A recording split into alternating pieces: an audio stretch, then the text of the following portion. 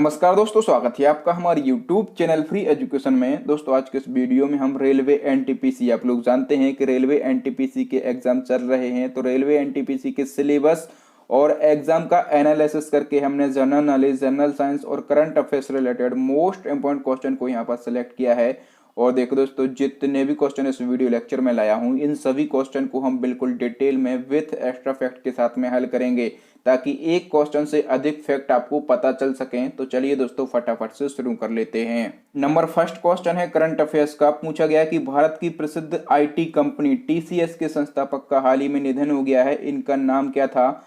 तो देखो दोस्तों, जो टीसीएस के संस्थापक थे उनका नाम क्या था? तो उनका नाम था फकीर चंद्र कोहली। ठीक है, फकीर चंद्र कोहली जो है इनका नाम था और इनका हाल ही में निधन हो गया है। ठीक है, तो इसको हम कैसे याद रख सकते हैं? देखिए दोस्तों, जो टीसीएस कंपनी है ये जानी मानी कंपनी है और इनके जो संस्थापक होंगे वो फकीर तो नहीं होंगे। ठीक है, फकीर नहीं होंगे, ऐसा हमें रिलेट करना है। तो टीसीएस के संस्थापक फकीर चंद कोहली का निधन हुआ है। ठीक है, और देखिए दोस्तों, आपको यहाँ से इंपॉर्टेंट फैक्ट याद रखना है कि जो फकीर चंद्र कोहली हैं इनको भारतीय आईटी इंडस्ट्री का पिता कहा जाता है। ठीक है, इनको भारतीय आईटी इंडस्ट्री का पिता कहा जाता है।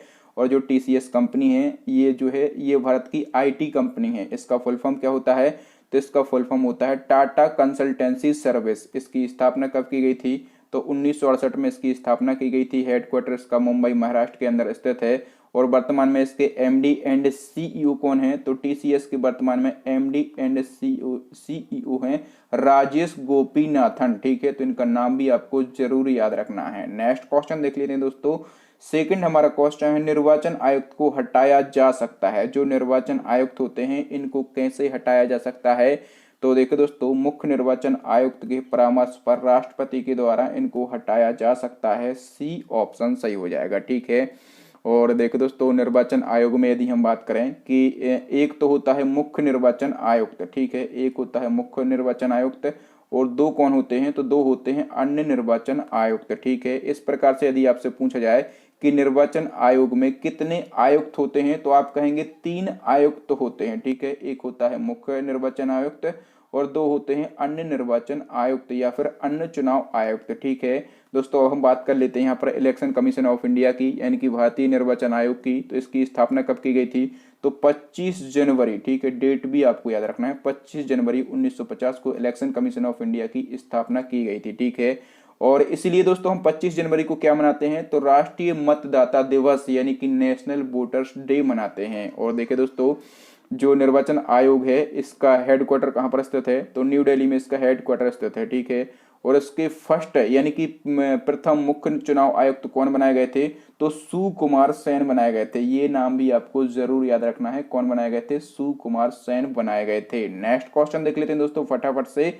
अगला क्वेश्चन है, विश्व आर्थिक फोरम यानी कि डब्ल्यूईएफ द्वारा जारी वैश्विक सामाजिक बदलाव सूचकांक 2020, इसको इंग्लिश में कहा जाता है ग्लोबल सोशल मोबिलिटी इंडेक्स 2020। इसमें भारत का स्थान हमें बताना है। तो देखिए दोस्तों, वैश्विक सामाजिक बदलाव सूचकांक 2020 की यदि हम बात करें तो इसमें अपने देश भारत जो है ये 82 देशों की सूची में, कितने देशों की? 82 देशों की सूची में अपना देश भारत जो है ये 76वें स्थान पर है। सी ऑप्शन सही हो जाएगा। ठीक है, यदि हम बात करें इस इंडेक्स में पहला स्थान कौन से देश का है? ठीक है, पहला स्थान भी पूछा जाता है ना, तो पहला स्थान जो है डेनमार्क का है। ठीक है, और देखिए दोस्तों, ये सूचकांक जो है स्वास्थ्य, शिक्षा, टेक्नोलॉजी और सुरक्षा का मूल्यांकन करके तैयार किया जाता है। नेक्स्ट क्वेश्चन देख लेते हैं दोस्तों।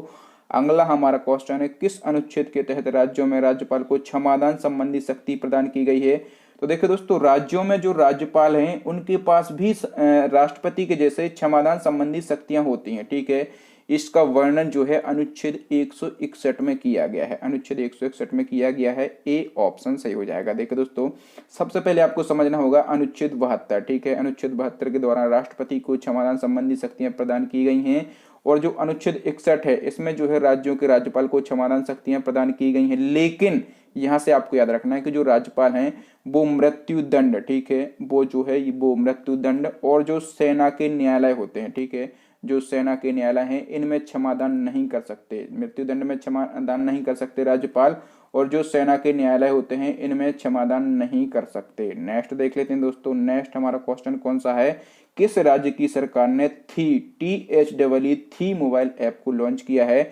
दोस्तों थी मोबाइल ऐप जो है ये तमिलनाडु राज्य ने लॉन्च किया है। सी ऑप्शन सही हो जाएगा। तमिलनाडु के जो मुख्यमंत्री हैं इनका नाम क्या है, तो के पलानीस्वामी इनका नाम है। इन्होंने जो है आपातकालीन स्थिति से निपटने के लिए थी मोबाइल ऐप को लॉन्च किया है। इस ऐप की मदद से आग लगने पर, तूफान आने पर या फिर गैस लीक होने पर या फिर किसी भी प्राकृतिक आपदा या फिर आपातकालीन स्थिति में मदद मिलेगी। देखिए दोस्तों, कोई भी राज्य होना, अभी वर्तमान में जो एनटीपीसी के एग्जाम चल रहे हैं उसमें 1 या 2 राज्यों के राज्यपाल और मुख्यमंत्री पूछे जा रहे हैं। ठीक है, तो जो तमिलनाडु है यहाँ की राजधानी क्या है, चेन्नई है। यहाँ के सीएम कौन है, तो के पलानीस्वामी हैं। यहाँ के राज्यपाल कौन है, तो बनवारीलाल पुरोहित हैं। ठीक है, तो राज्यपाल, मुख्यमंत्री, राजधानी, ये सभी चीजें आपको याद कर लेना है, रट लेना है। ठीक है, और देखिए दोस्तों नेक्स्ट क्वेश्चन देख लेते हैं हम। नेक्स्ट हमारा क्वेश्चन है, निम्न में से कौन सा शासक था जिसने बौद्ध धर्म को कभी स्वीकार नहीं किया। तो देखिए दोस्तों, बौद्ध धर्म को कभी स्वीकार नहीं किया, उस शासक का क्या नाम था, तो उस शासक का नाम था समुद्रगुप्त। डी ऑप्शन इस क्वेश्चन का सही हो जाएगा।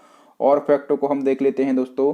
तो देखिए दोस्तों, जो समुद्रगुप्त हैं इनको जो है भारत का नेपोलियन कहा जाता है। इंपॉर्टेंट फैक्ट है, भारत का नेपोलियन किसको कहा जाता है, तो समुद्रगुप्त को कहा जाता है। और समुद्रगुप्त को भारत का नेपोलियन किसने कहा, ये क्वेश्चन मोस्ट इंपॉर्टेंट हो जाता है। तो देखो दोस्तों, एक इतिहासकार थे, उनका नाम था विसेंट स्मिथ। ठीक है, इनका नाम लिख लें आप, विसेंट स्मिथ जो है इनका नाम था। इन्होंने जो है समुद्रगुप्त को भारत का नेपोलियन कहा था। नेक्स्ट क्वेश्चन देख लेते हैं दोस्तों। अगला हमारा क्वेश्चन है, ऑस्कर पुरस्कार 2020 में किस फिल्म ने बेस्ट पिक्चर का अवार्ड जीता है। तो दोस्तों ऑस्कर पुरस्कार 2020 में बेस्ट पिक्चर का अवार्ड जीता है पैरासाइट मूवी ने। ठीक है, जो पैरासाइट मूवी है यह साउथ कोरिया की फिल्म है। ठीक है, तो ऑस्कर पुरस्कार 2020 के बारे में और फैक्टों को हम डिस्कस कर लेते हैं। तो ऑस्कर पुरस्कार 2020 में बेस्ट डायरेक्टर की यदि हम बात करें तो वोंग जून हो हैं। और इन्होंने कौन सी मूवी डायरेक्ट की थी, तो पैरासाइट मूवी ही इन्होंने डायरेक्ट की थी। और बेस्ट एक्टर कौन बने थे, तो वो बने थे जोकिन फोनिक्स, और इन्होंने जो है जोकर मूवी में एक्टिंग की थी। और बेस्ट एक्टर्स यानी कि अभिनेत्री कौन थी, तो रेनी जेल्वेगर थी। और इनको जो है ये अवार्ड किस मूवी के लिए दिया गया, तो जूडी मूवी के लिए इनको ये अवार्ड दिया गया। नेक्स्ट देख लेते हैं दोस्तों। हम अगला हमारा क्वेश्चन है, विश्व के छोटे देशों को क्षेत्रफल के अनुसार बढ़ते क्रम में लिखना है। तो जो विश्व के छोटे देश हैं उनको क्षेत्रफल के अनुसार बढ़ते क्रम में यदि हम लिखें तो सबसे पहले सबसे छोटा देश कौन सा है क्षेत्रफल में, तो सबसे छोटा है वेटिकन सिटी। ठीक है, वेटिकन सिटी तो 3 जगह है। इसके बाद कौन सा है, तो इसके बाद है मोनाको। ठीक है, तो मोनाको यहाँ पर। फिर कौन सा है, फिर है नोरू। फिर कौन सा है, तो फिर है तुवालू। ठीक है, एरिया की यदि हम बात कर लें तो जो वेटिकन सिटी है इसका एरिया कितना है, तो 0.44 वर्ग किलोमीटर जो है यहाँ का एरिया है। ठीक है, और जो मोनाको है इसका एरिया कितना है, तो 2 वर्ग किलोमीटर है। नेहरू का कितना है, तो 21 वर्ग किलोमीटर है। और तुवालू का कितना है, तो 26 वर्ग किलोमीटर यहाँ का एरिया है। नेक्स्ट क्वेश्चन है, मेमथ ऑपरेशन किससे संबंधित है। तो देखिए दोस्तों, मेमथ ऑपरेशन जो है ये कोविड-19 यानी कि कोरोना वायरस से संबंधित है। मेमथ ऑपरेशन जो है ये कोविड-19 वैक्सीन को विश्व स्तर पर पहुंचाने से संबंधित है। नेक्स्ट क्वेश्चन है, किसी विधानसभा में भारतीय संविधान के अनुसार कम से कम और अधिक से अधिक कितने सदस्य हो सकते हैं। संविधान से ये क्वेश्चन सीधा पूछा जा रहा है। ठीक है, तो देखिए दोस्तों, मैं आपको बता दूं सबसे पहले कि जो विधानसभा है किसी भी राज्य की, तो विधानसभा की संरचना का वर्णन किया गया है अनुच्छेद 170 में। सबसे पहले आपको ये फैक्ट याद रखना है। दूसरा आपको याद रखना है कि विधानसभा में कम से कम सदस्य हो सकते हैं 60 किसी भी राज्य की। ठीक है, और अधिकतम सदस्यों की संख्या कितनी हो सकती है, तो अधिकतम सदस्यों की संख्या हो सकती है 500। लेकिन कुछ राज्य जो हैं इसके अपवाद हैं। ठीक है, कुछ राज्यों में विधानसभा सदस्यों की संख्या जो है ये 60 से कम है। नेक्स्ट क्वेश्चन है, 2020 में किससे जर्मन बुक ट्रेड के शांति पुरस्कार से सम्मानित किया गया। तो देखो दोस्तों, जो जर्मन बुक ट्रेड है सबसे पहले इसके बारे में जान लो। तो जो जर्मन बुक ट्रेड है ये जर्मनी की एक संस्था है। ठीक है, और देखिए दोस्तों, ये पुरस्कार किसको दिया गया है, तो ये पुरस्कार दिया गया है अमर्त्य सेन को। ठीक है, तो अमर्त्य सेन के बारे में आप लोग जानते होंगे, ये भारत के फेमस अर्थशास्त्री हैं। और इनको जो है 1998 में अर्थशास्त्र का नोबेल पुरस्कार दिया गया था। याद रखना है आपको, ये क्वेश्चन पूछा जाता है, इनको अर्थशास्त्र का नोबेल पुरस्कार कब दिया गया था, तो 1998 में दिया गया था। और इनको जो है 1999 में भारत रत्न से भी सम्मानित किया जा चुका है। नेक्स्ट देख लेते हैं दोस्तों। नेक्स्ट है बृहदेश्वर मंदिर कहाँ स्थित है। एक मंदिर जरूर पूछा जा रहा है आपके एग्जाम में, तो मंदिर से रिलेटेड मैं आजकल में एक सेपरेट वीडियो आपके लिए बना दूंगा, ठीक है। तो जो बृहदेश्वर मंदिर है ये स्थित है तंजावर में। कहाँ पर? तंजावर में स्थित है जो बृहदेश्वर मंदिर है, ये तमिलनाडु के तंजावर में स्थित है। इसका निर्माण किसने करवाया था? तो इसका निर्माण करवाया था चोल शासक राजराज प्रथम ने, ठीक है। राजराज प्रथम ने जो है इसका निर्माण करवाया था, ठीक है। ये आपको जरूर याद रखना है। नेक्स्ट देख लेते हैं दोस्तों अगला एक और क्वेश्चन मंदिर से ही संबंधित है, पूछा गया है महाबोधि मंदिर कहाँ स्थित है। तो जो महाबोधि मंदिर है ये बोध गया में स्थित है। कहाँ पर? बोध गया में स्थित है। बोध गया बौद्ध धर्म का एक प्रसिद्ध तीर्थ स्थल है, ठीक है, जो कि बिहार राज्य में स्थित है। और बोध गया में ही भगवान बुद्ध को ज्ञान प्राप्त हुआ था, और यहीं पर जो है महाबोधि मंदिर ये स्थित है। नेक्स्ट क्वेश्चन है मानव पूंजी सूचकांक 2020 यानी कि ह्यूमन कैपिटल इंडेक्स 2020 में भारत कौन से स्थान पर है। तो दोस्तों मानव पूंजी सूचकांक जो 2020 है इसमें अपना देश भारत जो है ये 116वें स्थान पर है। ए ऑप्शन सही हो जाएगा, ठीक है। ये इंडेक्स किसके द्वारा जारी किया जाता है? तो ये इंडेक्स जो है ये वर्ल्ड बैंक के द्वारा जारी किया जाता है, ठीक है। वर्ल्ड बैंक के द्वारा जारी किया जाता है। इसमें टॉप 3 देश हम देखेंगे तो पहला है सिंगापुर, दूसरा है हांगकांग और तीसरा कौन सा है? तो तीसरा है जापान। अगला क्वेश्चन देख लेते हैं। अगला क्वेश्चन कौन सा है? पाकिस्तान के मुहाजिर कौन है? तो देखिए दोस्तों मैं आपको बता दूं कि जो भारत से मुस्लिम प्रवासी हैं वो पाकिस्तान में मुहाजिर कहे जाते हैं, ठीक है। देखिए भारत विभाजन के समय भारत में रहने वाले जो मुसलमान पाकिस्तान में जाकर बस गए थे उनको पाकिस्तान में क्या कहा जाता है? तो उनको पाकिस्तान में मुहाजिर कहा जाता है। अब आशा करता हूं आप समझ गए होंगे मुहाजिर क्या कहलाते हैं। नेक्स्ट हम देख लेते हैं दोस्तों निम्न में से किस शहर को एग सिटी ऑफ इंडिया के रूप में जाना जाता है। तो एग सिटी ऑफ इंडिया यानी कि यदि हम बात करें कि अंडों का शहर किसको कहा जाता है, तो नमक्कड़, ठीक है। नमक्कड़ जो है एक तमिलनाडु का जिला है, इसको जो है अंडों का शहर यानी कि एग सिटी ऑफ इंडिया के नाम से जाना जाता है। नेक्स्ट हम देख लेते हैं दोस्तों इंग्लिश चैनल को पार करने वाली एशिया की प्रथम महिला तैराक कौन है। तो दोस्तों इंग्लिश चैनल को पार करने वाली एशिया की पहली महिला तैराक उनका नाम है आरती साहा। वी ऑप्शन से हो जाएगा। आरती साहा ने वर्ष 1959 में, ठीक है, वर्ष 1959 में इंग्लिश चैनल तैर कर पार किया था और एशिया तथा भारत की प्रथम महिला होने का गौरव भी प्राप्त किया था। एशिया की भी और भारत की भी, ठीक है। और देखिए दोस्तों इंग्लिश चैनल तैर कर पार करने वाले प्रथम भारतीय यदि आपसे पूछे जाएं तो उनका नाम क्या है? तो उनका नाम है मेहर सेन, ठीक है। ये नाम भी आपको याद रखना है मेहर सेन का। नेक्स्ट हम देख लेते हैं दोस्तों नेक्स्ट क्वेश्चन कौन सा है हमारा। कह रहे कि किस राज्य की सरकार ने हिम सुरक्षा अभियान की शुरुआत की है। तो देखिए दोस्तों हिम सुरक्षा अभियान की शुरुआत किसने की है? हिमाचल प्रदेश ने की है। वी ऑप्शन सही हो जाएगा। इस अभियान के तहत कोविड-19 महामारी के बारे में लोगों को जागरूक किया जाएगा और साथ ही हर घर के व्यक्ति के स्वास्थ्य की जांच भी की जाएगी, ठीक है। इसकी शुरुआत किसने की है? तो हिमाचल प्रदेश ने की है। यहाँ के राजधानी क्या है? शिमला है। मुख्यमंत्री है जयराम ठाकुर और यहाँ के राज्यपाल कौन है? तो बंडारू दत्तात्रेय। ये 3 फैक्ट आपको जरूर याद रखना है। क्यों याद रखना है? क्योंकि जो एनटीपीसी के एग्जाम चल रहे हैं अभी रिसेंटली उनमें राज्यपाल या फिर मुख्यमंत्री या फिर राजधानियां जरूर पूछी जा रही हैं। नेक्स्ट क्वेश्चन है मेरा देश मेरा जीवन यानी कि माई कंट्री माई लाइफ पुस्तक किसके द्वारा लिखी गई। तो देखिए दोस्तों एनटीपीसी के एग्जाम अभी तक मैंने देखा कि एक पुस्तक जरूर पूछी जा रही है, ठीक है। और ये जो पुस्तक है मेरा देश मेरा जीवन ये लिखी गई है लाल कृष्ण आडवाणी के द्वारा। बी ऑप्शन सही हो जाएगा, ठीक है। और देखिए दोस्तों लाल कृष्ण आडवाणी ये जो है ये बीजेपी के कद्दावर नेता और प्रधानमंत्री अटल बिहारी वाजपेयी के कार्यकाल में ये उप प्रधानमंत्री यानी कि डिप्टी पीएम भी रह चुके हैं। नेक्स्ट क्वेश्चन है अम्लों का पीएच मान कितना होता है। तो देखिए दोस्तों जो अम्ल हैं जो एसिडिक हैं इनका पीएच मान 7 से कम होता है, ठीक है। मैंने यहाँ पर पीएच स्केल भी बनाया है। तो यदि किसी विलियन का किसी घोल का पीएच वैल्यू जो है 7 से कम है तो वो कैसा होगा? वो एसिडिक होगा, ठीक है। और देखिए दोस्तों तो सबसे पहले अम्लों का पीएच मान कितना होता है? तो 7 से कम होता है। सी ऑप्शन सही हो जाएगा। और कोई क्षार है कोई अल्कलाइन है तो उसका पीएच मान कितना होगा? तो उसका पीएच मान 7 से ज्यादा होगा, ठीक है। और किसी विलियन किसी घोल का पीएच मान यदि 7 है, ठीक है, तो वो क्या होगा? तो वो होगा न्यूट्रल यानी कि वो उदासीन होगा, ठीक है। तो और फैक्टों को हम समझ लेते हैं जो कि आपके एग्जाम में पूछे जाते हैं। सबसे पहले पीएच मान में जो पीएच होता है इसका फुल फॉर्म क्या होता है? तो पोटेंशियल ऑफ हाइड्रोजन या फिर पावर ऑफ हाइड्रोजन इसका फुल फॉर्म होता है। और सन 1909 में डेनिश रसायन शास्त्री थे उनका नाम था सारेंसन। इन्होंने जो है किसी जलीय विलयन की अम्लीयता या फिर क्षारकता को व्यक्त करने या फिर समझने के लिए एक नया मापक्रम यानी कि स्केल प्रस्तुत किया था। और इस स्केल को ही क्या कहा गया था? तो इस स्केल को ही पीएच स्केल कहा गया था। ठीक है, जो पीएच मान है इनको स्केल में 3 प्रकार से व्यक्त किया जाता है, मैंने आपको अभी बता दिया है। जो अम्लीय हैं इनका जो वैल्यू है ये 7 से कम होता है। जो क्षारीय हैं इनकी वैल्यू जो है ये 7 से अधिक होती है। और यदि किसी विलयन की वैल्यू 7 के बराबर है तो वो कैसा होगा? वो उदासीन होगा, यानी कि वो न्यूट्रल होगा। मैंने आपको बता दिया है। ठीक है, नेक्स्ट क्वेश्चन है, जब जल जमता है, ठीक है, तो उसके घनत्व पर क्या प्रभाव पड़ता है? तो देखिए दोस्तों, मैं आपको बता दूं कि जब जल जम जाता है तो इसका जो घनत्व है ये कम हो जाता है। ध्यान रखना, ये क्वेश्चन पूछा जाता है, इसका घनत्व कम हो जाता है लेकिन जो इसका आयतन है ये बढ़ जाता है। और इसका आयतन कितना बढ़ता है जमने पर?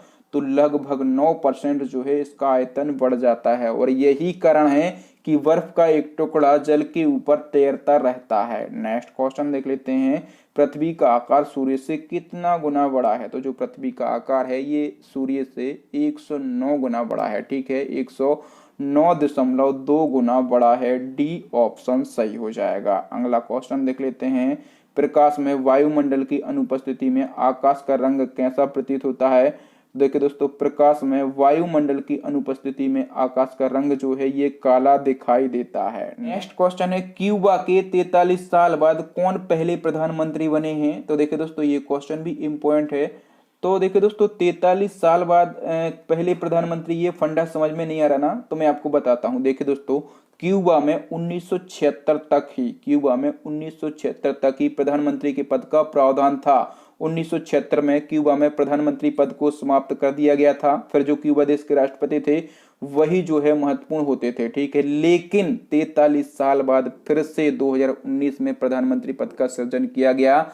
और 43 साल बाद क्यूबा के पहले प्रधानमंत्री कौन बने हैं? तो मैनुअल मरेरो बने हैं। तो ये नाम आपको जरूर याद रखना है। नेक्स्ट क्वेश्चन देख लेते हैं दोस्तों। अगला क्वेश्चन कह रहा है कि नाबार्ड का अध्यक्ष किसे नियुक्त किया गया है? तो देखिए दोस्तों, जो नाबार्ड है ना, इसका नया अध्यक्ष, नया चेयरमैन नियुक्त किया गया है गोविंद राजुलू चिंटाला को। किसको? गोविंद राजुलू चिंटला को। तो इस क्वेश्चन का सी ऑप्शन सही हो जाएगा। ये इनकी फोटो है। ठीक है, और नाबार्ड के बारे में हम जान लेते हैं। तो नाबार्ड का फुल फॉर्म हमेशा पूछा जाता है। तो जो नाबार्ड है इसका फुल फॉर्म होता है national bank of agriculture and rural development. Hindi में इसको क्या कहा जाता है? तो राष्ट्रीय कृषि और ग्रामीण विकास बैंक इसको हिंदी में कहा जाता है। स्थापना 1982 में हुई थी। हेडक्वार्टर जो है ये मुंबई के अंदर स्थित है। तो ये सारे फैक्ट, सारी बातें और सारे क्वेश्चन आपको याद रखना है। आज के लिए इतना ही। अब नेक्स्ट क्वेश्चन है, ये क्वेश्चन मैंने अपने जो एनटीपीसी ग्रुप डी का मॉडल पेपर है इसमें बताया था बिल्कुल कल परसों ही। तो इसका आंसर आपको बताना है। कह रहा है कि इटली की राजधानी रोम किस नदी के किनारे स्थित है? ठीक है, तो आपको इटली की राजधानी रोम के बारे में बताना है। ठीक है, और टेम्स नदी, डेन्यू नदी, रावी नदी, जितने भी नदियों के बारे में आपको पता है, कहीं ना कहीं इन नदियों के किनारे किसी न किसी देश की कैपिटल, राजधानी बसी हुई है। ठीक है, तो आपको यदि चारों नदियों के बारे में पता हो, मैंने बिल्कुल डिटेल में बताया था और यहाँ से क्वेश्चन भी पूछा जाता है। तो यदि आपको पता हो डिटेल तो आप डिटेल भी लिखें, अदरवाइज आप आंसर लिखें। लिखने के अलग फायदे होते हैं। आप लिखेंगे, आपके माइंड में जो चीजें स्टोर हैं वो एक बार निकल कर बाहर आएंगी, और जो चीज निकल कर बाहर आती है वो लंबे समय तक याद भी रहती है। तो लिखने में कंजूसी कतई नहीं करना है। तो थैंक यू दोस्तों, वीडियो देखने के लिए बहुत बहुत धन्यवाद। आपको वीडियो कैसा लगा ईमानदारी से हमें कमेंट करके जरूर बताएं। यदि आपको वीडियो अच्छा लगा हो ना तो प्लीज वीडियो को लाइक करके ही जाना। अपने दोस्तों के साथ, अपने भाई बहन के साथ इस वीडियो को शेयर करना। और जो नए स्टूडेंट हैं जिनको वीडियो अच्छा लगा हो, मजा आया हो पढ़ने में, कम समय में अधिक चीजें सीखने के लिए मिली हो, तो हमारे चैनल को सब्सक्राइब कर लें, साथ में बेल आइकन दबा लें, ताकि जब भी मैं कोई नया और लेटेस्ट वीडियो डालूं तो उसका नोटिफिकेशन आपको मिल जाए, आप हमारा वीडियो सबसे पहले देख पाएं। और देखो दोस्तों, इसी प्रकार के important topic, current affairs, model paper, practice set, संभावित प्रश्न और जो एग्जाम एनालिसिस है सभी पर हम कंटिन्यू वीडियो दे रहे हैं। ठीक है, तो आप चाहें हमारे पुराने वीडियो भी देख सकते हैं। बिल्कुल डिटेल में पढ़ाता हूँ, नॉन स्टॉप तरीके से पढ़ाता हूँ, बकवास बीच में बिल्कुल भी नहीं करता, फोकस करता हूँ कंटेंट पर। ठीक है, तो हमारे पुराने वीडियो भी देख सकते हैं आप प्लेलिस्ट को विजिट करके। यहाँ पर आई बटन में लिंक मिल जाएगी, नीचे डिस्क्रिप्शन में लिंक मिल जाएगी। तो थैंक यू दोस्तों, मैं मिलता हूँ आपको किसी नए वीडियो में किसी नए टॉपिक के साथ। तब तक के लिए जय हिंद, जय भारत, वंदे मातरम, भारत माता की जय।